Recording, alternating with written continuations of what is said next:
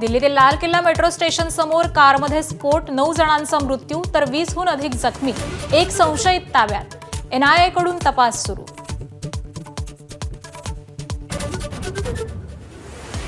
दिल्ली स्फोटांबाबत पोलिसांच्या तपासात धक्कादायक माहिती. घटनास्थळी छर्रे, खिळे, अणुकुचितार वस्तू आढळल्या नाहीत, तर स्फोट झालेल्या गाडीचे पार्ट्सही ताब्यात.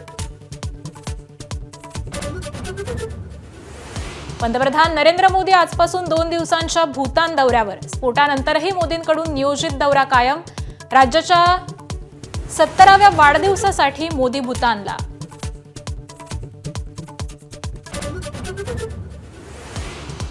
दिल्ली स्फोटानंतर सरकार ॲक्शन मोडमध्ये. पंतप्रधान मोदींची अमित शहांसोबत चर्चा.